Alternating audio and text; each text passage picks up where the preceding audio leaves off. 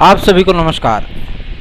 सार्थक government job point YouTube channel आप सभी लोगों का हार्दिक स्वागत करता है। चैनल पर नए हैं तो चैनल को सब्सक्राइब, वीडियो को लाइक, शेयर ये 3 कार्य कर लीजिएगा। बेल आइकन दबा कर रखेंगे तो आपको नोटिफिकेशन मिल जाएगा और आप उसे शेयर कर पाएंगे। आप सभी लोगों के बीच में एक बार पुनः उपस्थित हूँ और सबसे बड़ी चीज़ ये है कि बीएड विद्यार्थियों को लेकर के जो जद्दोजहद चल रही है, आज कौशाम्बी में कलेक्ट्रेट पे बहुत से विद्यार्थियों ने जमावड़ा किया। करीबन 1500 की संख्या थी और विद्यार्थियों की एक स्वर में ये मांग थी कि बीएड विद्यार्थियों को प्राथमिक शिक्षक भर्तियों में सम्मिलित किया जाए। सबसे बड़ी चीज़ ये होती है कि जगहों जगहों पर जहाँ जहाँ विद्यार्थी जा रहे हैं वहाँ से उनको आश्वासन प्राप्त हो रहा है, चाहे वो सत्ता पक्ष के हों और अब तो इसमें विपक्ष भी कूद पड़ा है। ये आप सभी लोगों के लिए एक बेनिफिट देखने के लिए मिलने वाला है कि अब विपक्षी भी, चूँकि भैया 24 का इलेक्शन है, तो अब विपक्षी भी इसकी मांग करने लगे हैं कि बीएड विद्यार्थियों को राहत दी जाए। ठीक है ना। कांग्रेस के जो गणमान्य सदस्य हैं, जो नेतागण हैं ना, प्रवक्ता से लेकर के नेता तक, अब ये मांग करने लगे हैं कि जब ड्राफ्ट बनाया गया था आरटीई एक्ट का, तो उसमें बाहर करने वाला कौन था? कांग्रेस ही तो थी। उसके बाद फिर 2012 तक विद्यार्थियों को सम्मिलित किया गया।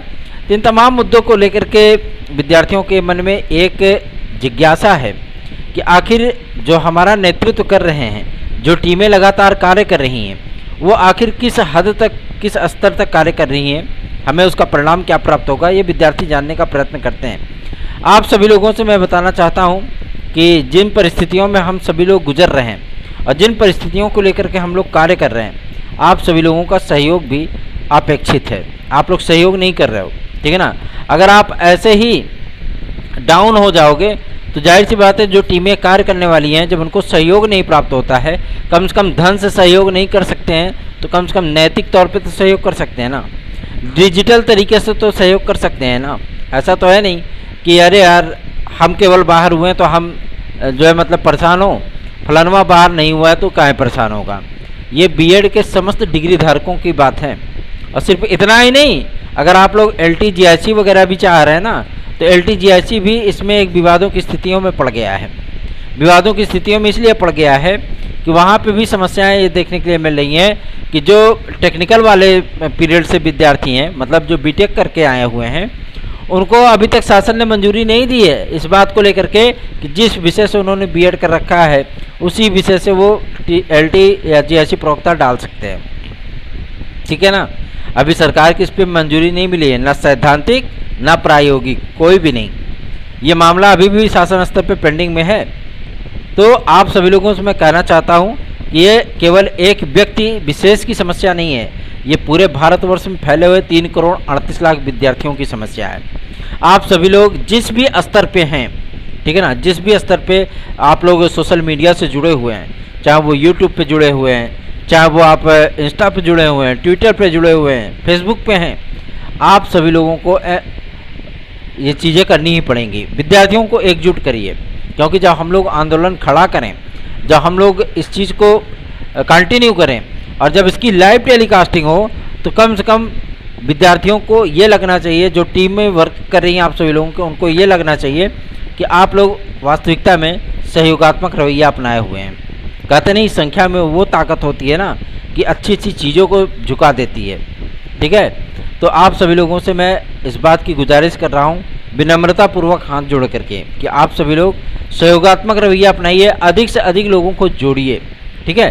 चलिए बात करेंगे आपके तमाम उन मुद्दों को लेकर के। आज एक डेलीगेशन गया हुआ है MHRD मिनिस्ट्री, सिर्फ इस चीज़ को पता करने के लिए कि MHRD मिनिस्ट्री संशोधन का जो विधेयक तैयार किया जा रहा है, संशोधन का मसौदा जो तैयार किया गया है, उसको संसद के आगामी सत्र में रखेगी। और सबसे बड़ी चीज़ यह है कि क्या उसके पहले सर्वोच्च न्यायालय के विस्तृत बेंच में किसी भी प्रकार की याचिका डाली जाए अथवा नहीं, क्योंकि अब भाई मुख्य याची वो बनने के लिए बोले हैं, तो जाहिर सी बात है उनका भी राय मशवरा जान लेना जरूरी है। नहीं तो कहेंगे जाओ खुदाई पापड़ बेलो, तो जाओ खुदाई सुखाओ, हमसे क्या मतलब है।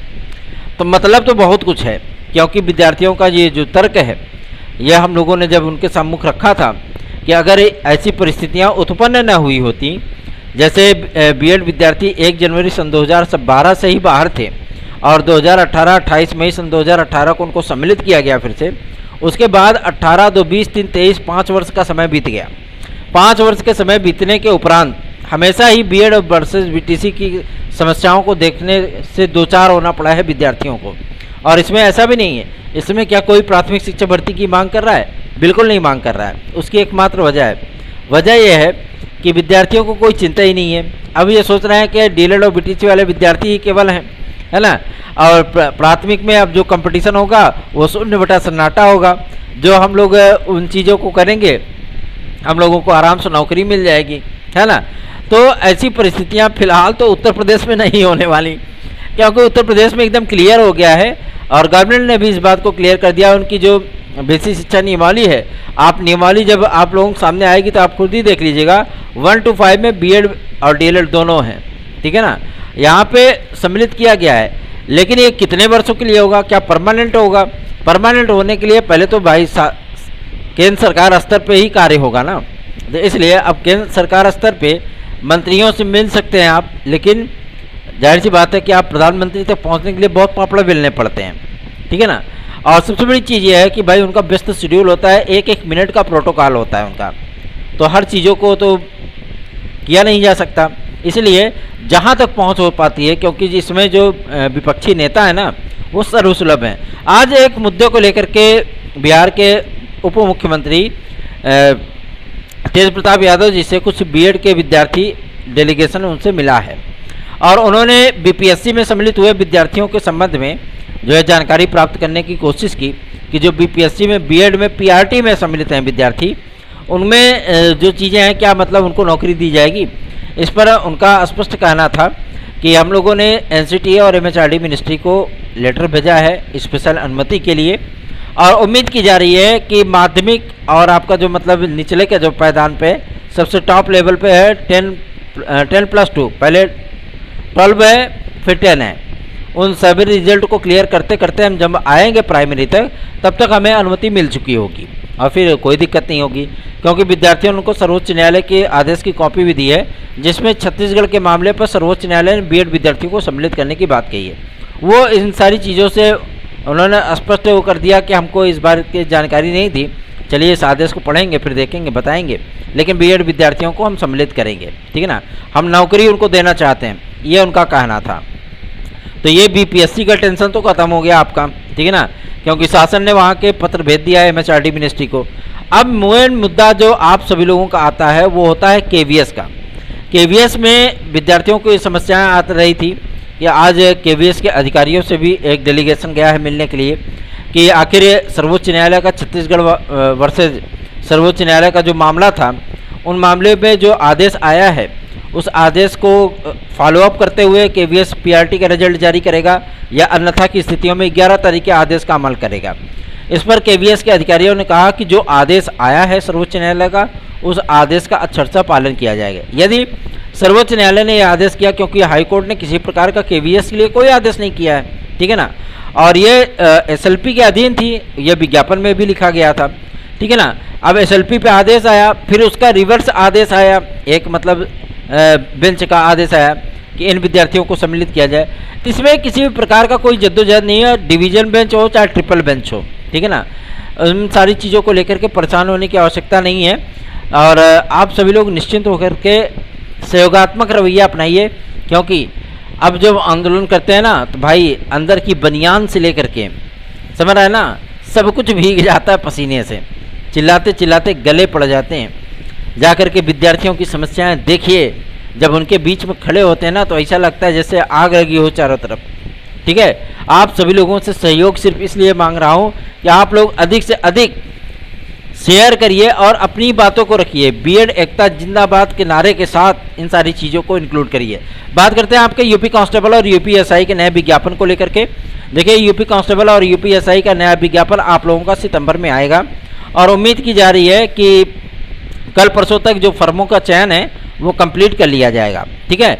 मज़ेदार वैकेंसी ये है कि आप सभी लोगों को लगभग 55,000 पदों पर 52,000 पदों पर, अभी तो 51,615 था, लेकिन हो सकता है कि 52,000 पदों पर विज्ञापन आए और 8,800 पदों पर आप लोगों को एक एसआई की वैकेंसी भी देखने के लिए मिलेगी।